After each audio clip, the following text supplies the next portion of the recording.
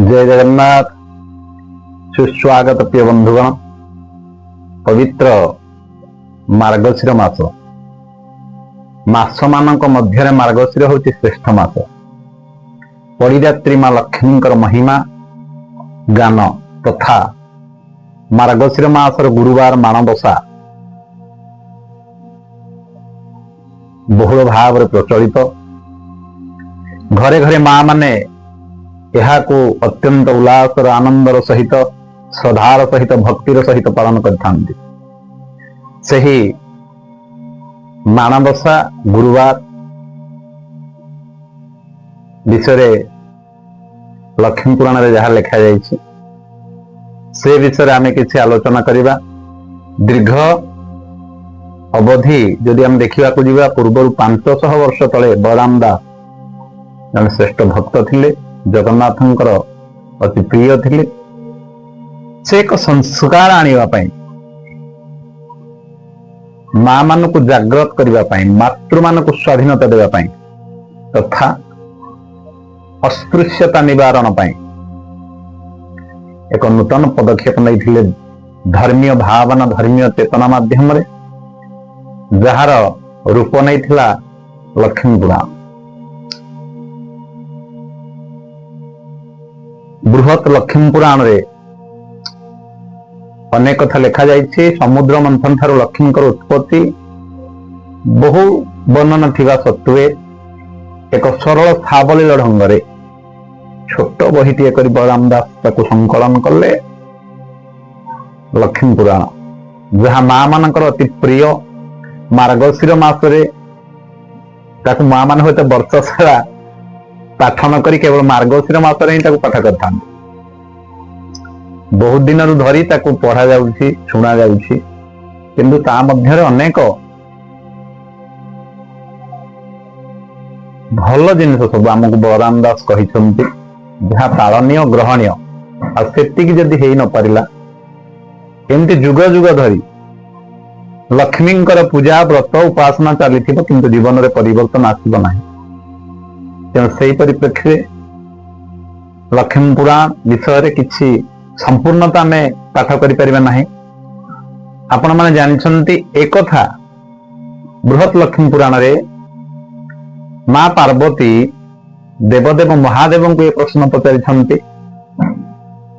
लक्ष्मींकर महिमा विषय रे एवं पराशर एक कथा नारद को कहिछंती। पराशर नारद को सुनेछंती जे महालक्ष्मी किभଳି मर्त्य भुवन को आसीछंती एवं साधवाणी को लक्ष्मी व्रतर महिमा विषय कहिछंती। हम सेगुड़िक पढ़िबा कौन करणीय कौन पालनीय से विषय किसी जहाँ लक्ष्मी पुराण लिखाई मन कथा नुह, मन गढ़ा कथा नुह, जहाँ आपण मान लक्ष्मी पुराण लिखाई कौन करवा दरकार से विषय आम किसी पढ़ी शुणा। श्रद्धार सहित आपण मैंने श्रवण कले श्रम सार्थक हेबो। जदि भल लगे लाइक कमेंट करेंगे। जदि आउ किसी भल होई पारि बोले आपण मानकर चिंताधारा आपण माने भाबुछंती कमेंट माध्यम रे सजेशन देवे, जहाँ को सादर ग्रहण करी एवं परवर्ती समय रे बा भविष्य रे ए पुराण शास्त्र काव्य आलोचना बेले ताकू आपण चेष्टा करेंगे। जय जगन्नाथ।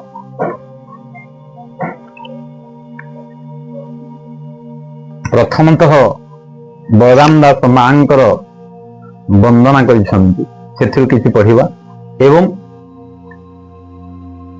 साधवाणी को लक्ष्मी निजे वृद्धा ब्राह्मणी बेसरे आसिक जो कथा कहिसंती लक्ष्मी पुराण लक्ष्मी पूजार जो कथा गुड़िक कहिसंती कौन करबा दरकार तार विधि कौन विधान कौन से विषय कहि सुनिबा।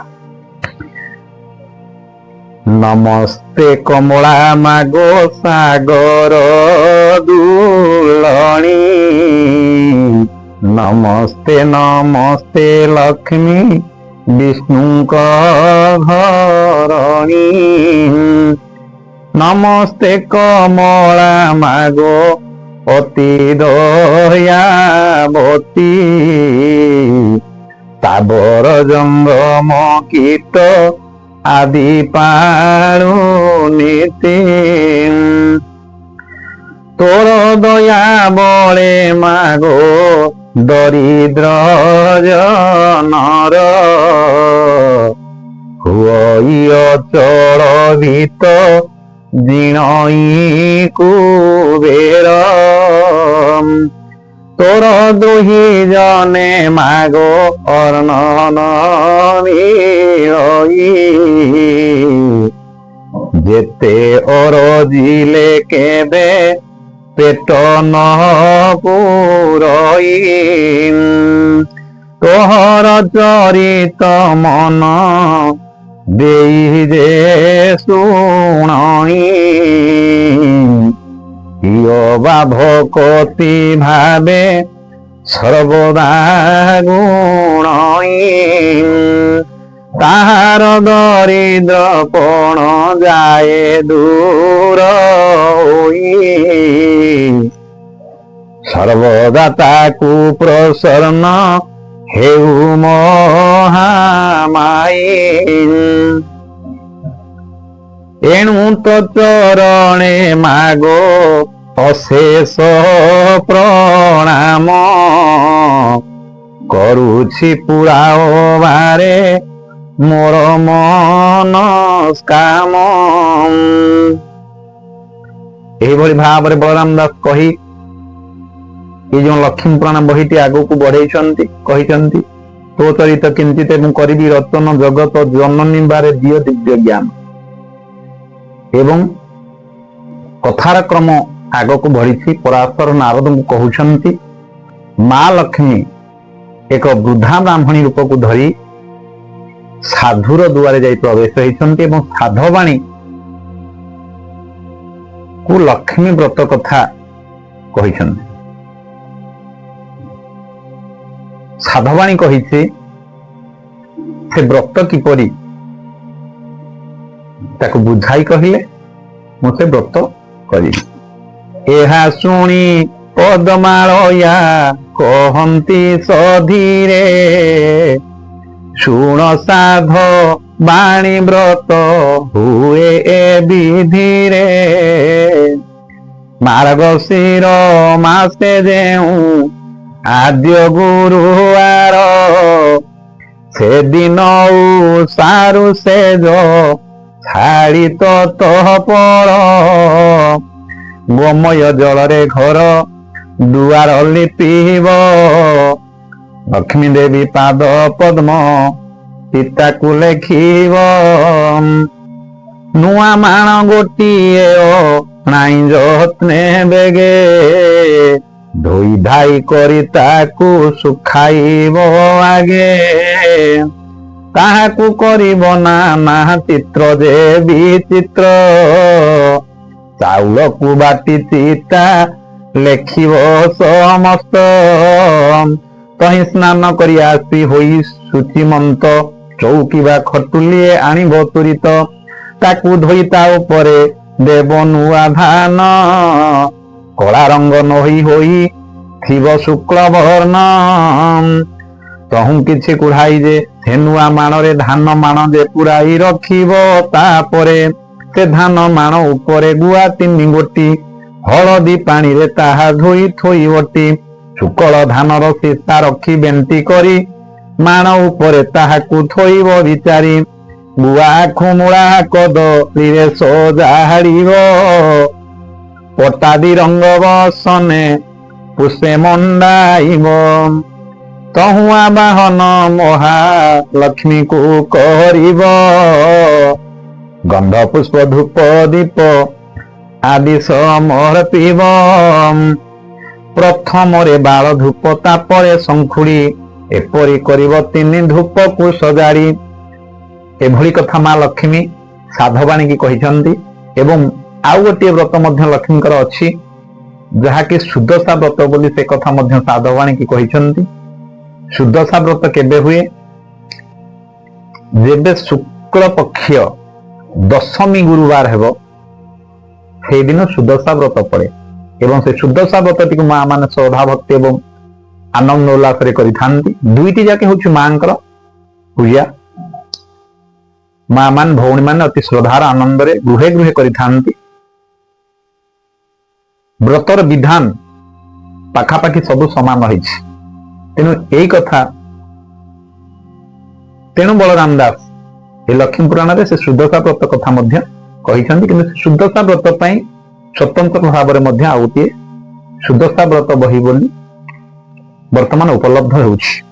ଯାହା ହେଉ ଲକ୍ଷ୍ମୀ ପୁରାଣ କଥା କହି ମା କହିଛନ୍ତି ସୁଦଶା ବ୍ରତରେ ମଧ୍ୟ ବିଧାନ କଣ ସେ କଥା କହିଛନ୍ତି। ତତ୍ପରେ ଉଭୟ ସୁଦଶା ବ୍ରତ ଏବଂ ମାଣବସା ଗୁରୁବାର ଏ ଦୁଇଟିରେ କଣ କରିବା ଦରକାର କଣ ନ କରିବା ଦରକାର ସେ କଥା ମଧ୍ୟ ବଳରାମ ଦାସ ବହୁତ ସୁନ୍ଦର ଭାବରେ ଲେଖିଛନ୍ତି ମା ମାନଙ୍କ ପାଇଁ। ଆସନ୍ତୁ ଆମେ ଶ୍ରବଣ କରିବା। ତାରୁ କଥା ଏକ ମନ ଦେଇ ଶୁଣ, ଗୁରୁବାର ଦିନ ଯେଉଁ କଥା ନିବାରଣ, ସେ କଥା କହୁଛି ଏବେ ସାଧବାଣୀ ଶୁଣ। କେବେ ନ ଭାଜିବ ଖଇ ଗୁରୁବାର ଦିନ, ଯେଉଁ ନାରୀ ଗୁରୁବାର ଦିନରେ ଆମିଷ ଭୁଞ୍ଜଇ ଲୋଭରେ କିବା ନ ପଖାଳେ କେଶ, ଭୁଞ୍ଜଇ ଉଚ୍ଚିଷ୍ଠ କିବା ଲଗାଏ ସେ ତେଲ, ମହାଲକ୍ଷ୍ମୀ ତାର ନିଶ୍ଚେ ଭାଙ୍ଗିବେ ତିଗେଲ। ଗୁରୁବାରେ ଯେଉଁ ନାରୀ ତୁଳାକୁ ଭିଣଇ, ଲାଉରେ ଆମିଷ ଦେଇ ଯେ ଗ୍ରାସ କରଇ, ଖଟର ଛାୟାରେ ଯେହୁ କରଇ ଶୟନ, ରାତ୍ର କାଳେ ଦଧି ଅର୍ଣ୍ଣ ଯେ କରେ ଭୋଜନ, ଖୌର ହୁଏ ଯେ ହୁଯାଇ ନାପିତର ଦ୍ୱାରେ, ଭୋଜନ ସମୟ ଅର୍ଣ୍ଣ ପକାଏ ଭୂମିରେ। ହେ ସଜ୍ଜନ, ଦେଖିବାକୁ ଗଲେ ଲକ୍ଷ୍ମୀ ପୁରାଣ ଯେ କେବଳ ମା ମାନଙ୍କ ପାଇଁ ଭଉଣୀ ମାନଙ୍କ ପାଇଁ ଏକଥା ଲେଖାଯାଇଛି ସେଇଆ ନୁହେଁ। ପ୍ରତ୍ୟେକ ମାନବ ଜାତିକୁ ପ୍ରତ୍ୟେକ ମନୁଷ୍ୟ ମାନଙ୍କ ପାଇଁ ଉପାଦେୟ, ପ୍ରତ୍ୟେକ ମନୁଷ୍ୟ ମାନଙ୍କୁ ଲକ୍ଷ୍ୟ କରି କଥା କୁହାଯାଇଛି ଯେ ଖାଇଲା ବେଳେ ଆମେ ଅନ୍ନ ତଳେ ପକେଇବା ନାହିଁ, ଅନ୍ନ ନଷ୍ଟ କରିବା ନାହିଁ, ଖଟର ଛାଇରେ କେହି ଶୋଇବା ନାହିଁ, ଆମିଷ ଲାଉରେ ଖାଇବା ନାହିଁ, ଯାହା ଲେଖା ହେଇଛି ଉଭୟ ପାଇଁ ଲେଖା। ନାସ୍ତିତ କହିଲେ ଆପଣ ମାନଙ୍କ ବାରିକ, ଯାହାକୁ ଆମେ ଗ୍ରାମାଞ୍ଚଳ ଭାଷାରେ ଭଣ୍ଡାରୀ ବୋଲି କହୁଛେ, ତା ଗୃହକୁ ଯାଇ ମଧ୍ୟ କେହି ଖୌର ହବା କଥା ସେଟା ମଧ୍ୟ ନିଷେଧ କରାଯାଇଛି। ଆହୁରି ଅନେକ କଥା ଲେଖା ହେଇଛି। ହେଲେ ଭୁଞ୍ଜି ନ ପାରଇ ଅନ୍ନ ଫୋପାଡ଼ାଇ ଦିଏ, ଏତେ କର୍ମ ଯେ କରେ ସେ ଲକ୍ଷ୍ମୀକୁ ନ ପାଏ। ଗୁରୁବାର ଦିନ ସକାଳୁ ଯେ ଗୋମୟରେ, ଦୁଆର ଯେ ନଲି ପଇ ଅଳସ ପଣରେ, ଚୁଲିରୁ ନ କାଢ଼େ ପାଂଶ ଭକ୍ଷେ ଯେ ଆମିଷ, ଏମାନଙ୍କ ଠାରେ ଲକ୍ଷ୍ମୀ କରନ୍ତି ଯେ ରୋଷ। ଧନ ଜନ ସବୁ ତାର ହରଣ କରନ୍ତି, ମାଗି ଗଲେ ଅର୍ଣ୍ଣ ବସ୍ତ୍ର କେହି ନ ଦିଅନ୍ତି। ଗୁରୁବାରେ ଯେଉଁ ନାରୀ ପିନ୍ଧେ ଶୁକ୍ଳ ଲୁଗା, ଐଶ୍ୱର୍ଯ୍ୟ ସମ୍ପଦ ପାଏ ହୁଅଇ ସୁଭାଗା। ଗୁରୁବାରେ ଯେଉଁ ନାରୀ ପିଲାକୁ ମାରଇ, କିବା ପାକ ହାଣ୍ଡି ଧୋଇ କଳା ନ ଛଡାଇ, ସନ୍ଧ୍ୟା ଗଡ଼ି ଗଲେ ଯିଏ ଦିଅଇ ସନ୍ଧ୍ୟାବତୀ, ଧନ ପୁତ୍ର ହାନି ହୁଏ ସଦା ବହୁ କ୍ଷତି। ଗୁରୁବାରେ ଯେଉଁ ନାରୀ ପୋଡ଼ା ଦ୍ରବ୍ୟ ଖାଏ, ଶୋଇବା ସଜାକୁ ବଙ୍କା କରିଣ ବିଛାଏ। ଶାଶୁ ଶ୍ୱଶୁରଙ୍କୁ ନ ମାନଇ ଯେ ରମଣୀ, ଉଲଗ୍ନ ହୋଇ ଶୟନ କରଇ ଯେ ପ୍ରାଣୀ। ଅମାବାସ୍ୟା ସଂକ୍ରାନ୍ତିରେ ଯେ ବୁଲାଏ ହଳ, ଏହି ଦିନ ମାନଙ୍କରେ ଘେନଇ ତୈଳ। ସଭାରେ ବସିଣ ଯେ ମାନବ ମିଛ କହି, ଆଳସେ ପାଦ ନ ଧୋଇ ଯେ ଭୁଞ୍ଜିବ ଶୋଇ। କହିଲେ କୁଷ୍ମାଣ୍ଡ ଫଳକୁ ଯେ ହୁ ରମଣୀ କାଟଇ, ଋତୁମତୀ ନାରୀ କି ଯେ ରମଣ କରଇ। କନ୍ୟା ତୁଳା ମାସେ ପିତୃ ଶ୍ରାଦ୍ଧ କରଇ, କଥା କହୁ କହୁ ସବୁ ବେଳେ ଯେ ହସଇ। ହେମନ୍ତ ମନୁଷ୍ୟ ସଦା ବହୁ କଷ୍ଟ ପାଇ, ଆୟୁର୍ବୁଦ୍ଧି ନାଶ ହୁଏ ଅନ୍ନ ନ ମିଳଇ। ଗୁରୁବାର ଅମାବାସ୍ୟା ସଂକ୍ରାନ୍ତି ଦିନ ରଜନୀରେ ସ୍ତ୍ରୀ ପୁରୁଷ କଲେ କ ଭୋଜନ କିମ୍ବା ଏହି 3 ଦିନ ଯେଉଁ ନାରୀ ମୋହେ ପୁରୁଷ ସଙ୍ଗରେ ମାତି ଧର୍ମକୁ ନ ଚାହେଁ ପ୍ରାଣେ ନାଶ ନ କରିଣ ତାକୁ ଦୁଃଖ ଦେଇ ବୁଲନ୍ତି ସେ ଅର୍ଣ୍ଣ ବସ୍ତ୍ର କାହିଁ ନ ମିଳଇ ଏ 3 ଦିନରେ ଯେହୁ ତିକ୍ତ ଦ୍ରବ୍ୟ ଖାଆନ୍ତି ଅନ୍ତକାଳେ ଯମ ଦ୍ୱାରେ ନାନା ଦଣ୍ଡ ପାଆନ୍ତି 3 ଦିନ ଯେ ନାରୀ କରଇ ହବିଷ୍ୟ ଦୁଃଖୀ ରଙ୍କି ଦେଖି ଦାନ କରଇ ଶେଷ করে লক্ষ্মী ব্রত লক্ষ্মী বারে উপবাস বড়ই তাহার ধন জন আয়ুর যশ সকালু সেজর উঠি যে মুখ ন ধুয়ে তা মুখ যে জন দেখে তার শুভ নুহে রাত্র শেষে বাসি সে যে করে শয়ন তা গৃহকু লক্ষ্মী ত্যাগ করন্তি বহন আসন বিনা যে ভূমি পরে বসি খায়ে কিবা যে কুমারী সঙ্গ তরে কাম মোহে দক্ষিণ পশ্চিম মুখে যে ভুঞ্জি বসই এମାନଙ୍କ পাশু লক্ষ্মী যাନ୍ତି ଦୂର ହୋଇ ସନ୍ଧ୍ୟାରେ କୁଣ୍ଡାଇ କେଶ ବାନ୍ଧେ ଯେଉଁ ନାରୀ କେବେ ନ ଦେଖନ୍ତି ଲକ୍ଷ୍ମୀ ତାହାର ଯେ ଶିରି ଭୋଜନ କରି ଯେ ମୁଖ ଶୋଧନ ନ କରେ ভোজন করে এহু অন্ধকার ঘরে স্নান পরে হই যে তৈল মর্দন করই যে নখ মূলে ভূমি বিদারণ পিন্ধিଥିବା লুগা শেষে যে বিଞ୍ଚି ହୋଇ ଏମାନଙ୍କ ବଦନକୁ ଲକ୍ଷ୍ମୀ ନ ଚାହଁ ଯେଉଁ ନାରୀ ନିଜ ପତି ଥାରେ ରୋଷ ବହେ ସ୍ୱାମୀ ଯାହା ବୋଲେ ତାହା ନ କରେ କେବେ ପର ପୁରୁଷରେ ଯେହୁ ହୋଇଥାଏ ରତ ପରିଷ୍କୃତ ନହି ହୁଏ ଯେ ନାରୀ କୁଶ୍ଚିତ ଏମନ୍ତ ନାରୀଙ୍କ ମୁଖ ଲକ୍ଷ୍ମୀ ନ ଦେଖନ୍ତି କାଙ୍ଗାଳିନୀ ହୋଇ ଦ୍ୱାରେ ଦ୍ୱାରେ ସେ ବୁଲନ୍ତି କଳହ ଅଳସୀ ଅତି ଅପ୍ରିୟ ସାହସୀ ଦେବ ବିପ୍ର ଅତିଥିରେ ନୁହଇ ବିଶ୍ୱାସୀ ଏପରି ନାରୀ ଯା ଗୃହେ ଥାଏ ସେ ସମଂସାନ ଲକ୍ଷ୍ମୀ ସେ ସ୍ଥାନକୁ ସଦା କରନ୍ତି ବର୍ଜନ ଯେଉଁ ନାରୀ ଭକ୍ତି ଚିତ୍ତେ ନ ସେବେ ସ୍ୱାମୀଙ୍କୁ ସେହୁ ଜନ୍ମେ ଜନ୍ମେ ହୁଏ ଦୁଃଖୀ ପାଏ ସେ ପୀଡ଼ାକୁ ଯେଉଁ ନାରୀ ସ୍ୱାମୀ କି ଦେବତା ସମମଣି ସେବା କରି ତୋଷୁଥାଏ ତାର ମତି ଚିହ୍ନି ନିଜ ଅଙ୍ଗ ପରିଷ୍କାର କରି ଶୁଚି ହୁଏ ସାନ ବଡ଼ ସମସ୍ତଙ୍କୁ ସମ ଭାବେ ଚାହେଁ ପରଶିବା କାଳେ ପକ୍ଷପାତେ ଯେ ନ କରେ ସ୍ୱାମୀ ପୁତ୍ର ସମସ୍ତଙ୍କୁ ବାଢେ ସମାନରେ ପତିର ଆଜ୍ଞାକୁ କେବେ ନ ପକାଏ ତଳେ ସ୍ୱାମୀ ଦୁଃଖେ ଦୁଃଖୀ ସୁଖେ ସୁଖୀ ହୋଇ ଚଳେ ଏମନ୍ତ ନାରୀର ଗୃହ ଲକ୍ଷ୍ମୀ ନ ଛାଡନ୍ତି ତାର ଦୁଃଖ ନୟନରେ କେବେ ସେ ନ ଦେଖନ୍ତି ଏ ମର୍ତ୍ତ୍ୟ ମଣ୍ଡଳେ ସେହୁ ବହୁ ସୁଖ ପାଏ ପତି ପୁତ୍ର କନ୍ୟା ହୋଇ ସୂର୍ଯ୍ୟ ଯୁଗତ ହୁଏ ଅନ୍ତକାଳେ ବୈକୁଣ୍ଠ ଲକ୍ଷ୍ମୀଙ୍କ ସଙ୍ଗରେ ଅନୁକ୍ଷଣେ ମଦି ରହେ ପ୍ରମୋଦ ରଙ୍ଗରେ ସଧବା ନାରୀର ପତି ବିନା ନାହିଁ ଗତି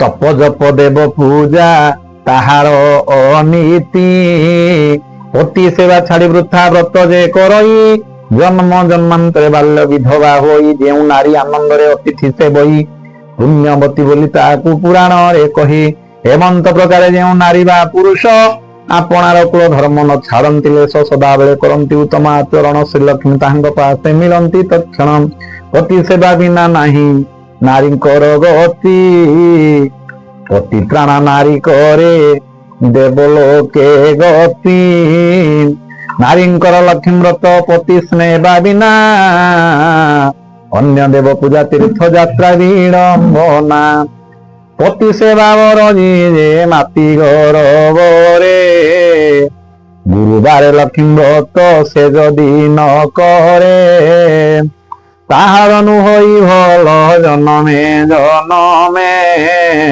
ଦୁଃଖ ସୁଖ ରୋଗ ଭୋଗ ସଂସାରେ ସେ ଭ୍ରମେ हे सज्जन हे माँ मान भौन मैंने एभली अनेक कथा कही साधवाणी को मां लक्ष्मी व्रतर विधान कहवा संगे संगे अनेक नीति नियम बांधिया से चाहिए। एक कथा पराशर नारद को कहउछन्ति एवं शिव पार्वती को एक कथा मध्य कहउछन्ति। आपण माने विचार करंतु प्रत्येक शास्त्र प्रत्येक पुराण प्रत्येक साहित्य रे विषय वस्तु जहाँ थाउ ना कहीं आम मान को सदा सर्वदा किछि नीति नियम मध्य रे सामाजिक चलनी माध्यम रे बांधिबार प्रयास करा जायछि। हे सज्जन, हे पंडित मंडली, हे मामान भौणी माने जीवन रे आपण माने सदा सर्वदा मां लक्ष्मी पूजा करी आसुछन्ति। बृहत महालक्ष्मी पुराण अनेक शास्त्र बहुत रचना है, बहु आदिम काल बहु आदि काल रचना है। आज 500 वर्ष पूर्वे भक्त बलराम दास सामाजिक चलन में परिवर्तन आनिबा पई धार्मिक चेतना पई एवं समाज रे जो वर्ण विद्वेष जाति भाव धर्म भाव रही से सुधार आनिबा पई अनेक कथा लक्ष्मी पुराण माध्यम आमको चेताई देछन्ति। केवल जे भक्त बलराम दास से कथा करिसन्ति ताहा नुहे, समस्त विज्ञ पंडित ऋषि मुनि माने समस्त मध्य आमको से चलनी बांधिया चेष्टा करिसन्ति। शास्त्र पुराण रे कहिदेले आपण माने केवल श्रवण करिबा द्वारा मुक्ति हेबे। एक कथा सहज रे काहेकि कुआगला ना, आपण मानकु प्रथमे श्रवण करिबार आग्रह सृष्टि करिया पई आपण माने सुनिले जानिले किछि जीवन रे अल्प अल्प आपणेइबे निश्चित। किंतु यदि केवल आपण माने से सुनिले पूजा पाठ दिन केवल पूजा पाठ करी तार परवर्ती समय से सब जिनिस को जीवन रे आपणेइले नाही, कर्म रे संपादन कले नाही, ताले से पूजा करिवार किछि मान न थाए। जीवन रे सुख शांति आनंद केबे हेले मध्य आसीबो नाही। एभली अनेक युग बीती गलानी, आगो को मध्य अनेक युग एभली बीती चलिले मध्य जीवन रे कौन सी प्रकार उन्नति केबे भी संभव नुह। शांति सुख आनंद जगत रे केबे हेले परिव्याप्त हो परिबो नाही। तेणु हे सज्जन, हे मां माने, हे भौणी माने समस्त को अनुरोध, समस्ते जहाँ लेखा जाइछि, जहाँ धर्मशास्त्र आमको कहूछि, शास्त्र पुराण पंडित विज्ञ समाज जहाँ आमको मार्गदर्शन करुछन्ति से सबुरे परिचालित हेबा दरकार। निज जीवन रे किछि आपणैबा दरकार। ये लक्ष्मी पुराण आग को विषय वस्तु को बढ़िया यह सहित मां देखी श्रिया चंडालुणी जे कि जने अछब जातिर नारी हेला मध्य शुद्धपुत भाव रे पूजा करिथिबारु मां तांको संतुष्ट होई तांको घर को जाइछन्ति, धन धान्य रे परिपूर्ण करिछन्ति, अमर बर मागिछन्ति। से चंडालुणी श्रिया चंडालुणी मां कहले अमर बर देबा पई मोर से अधिकार नाही। एभली भाव रे विषय वस्तु को आगो को बढ़ा जाइछे एवं बलराम जगन्नाथ के कथा कहिछन्ति जे तो पत्ते नहीं आज से चंडालुणी घर को जाइछि, तेणु तांको प्रत्याख्यान करागला। आपण माने एक कथा समस्त जानते। शेष रे पुणी अनेक असुविधार दुख कष्टर सम्मुखीन होइछन्ति। मां लक्ष्मी को परित्याग करी बलराम एवं आमर जगन्नाथ महाप्रभु शेष रे लक्ष्मी को आनिछन्ति एवं लक्ष्मी कहिछन्ति यदि आपणार मंदिर रे भेदभाव न रहिबो, जाति भाव न रहिबो, चंडाल ठुर ब्राह्मण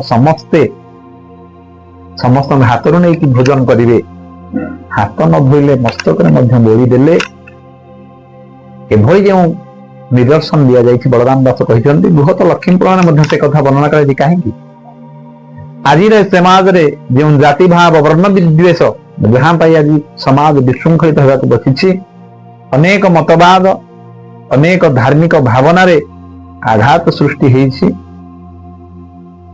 से कहा पाई ना आज आमर जो धार्मिक भावना रे परिवर्तन, आमर जो जाति भाव धर्म भाव मन रे जागृत नहीं,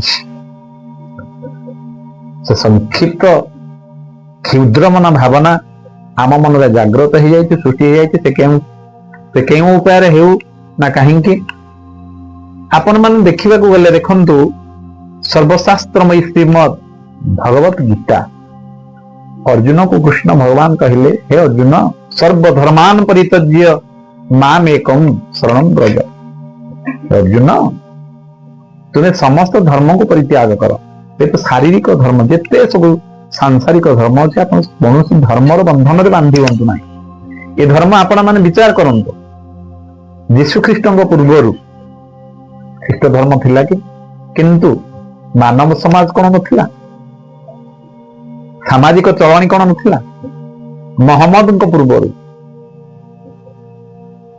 ईसाई धर्म थिला तेणु आम जदि प्रत्येक धर्म ऊर्ध्व को जाई विचार करिबा हिंदू धर्म भी होना कहीं जेकोसी धर्म प्रत्येक धर्म आज आम निजको सब मानव मानव ठारू अलग हो जिबार जो विचारधारा धार्मिक भावना आम हिंदू से मुसलमान से सिख से ईसाई ये सब पूर्वर नथिला आज्ञा प्रत्येक धर्म रे किछि ना किछि भल जिनस अछि ताको आपणांतु किंतु सर्वोपरि हेबा दरकार मानव धर्म आम मनुष्य मानकर सुख शांति आनंद जेमथि अछि जहा कले ए समाज रे शांति परिव्याप्त हो पारिबो सुख परिव्याप्त हो पारिबो समस्त सुख स्वच्छंद रे बसवास करि परिबे से धर्म को आपणांतु धर्म रे जे विस्तृत भाव रे वर्णना करा जायछि 10टी लक्षण ताको आपण मन जीवन रे आपणांतु एवं मानव धर्म को प्राधान्य दियंतु प्रत्येकंकर दुख रे भागी हुंतु समस्त को साहाय्य सहयोग रे हाथ बढ़ांतु मनुष्य मनुष्य पाखे अच्छी आज्ञा प्रत्येक मनुष्यर शरीर रे से गोटे लाल वर्णर रक्त प्रवाहित होची आज्ञा जदि मनुष्यर शरीर रे भेदभाव नहीं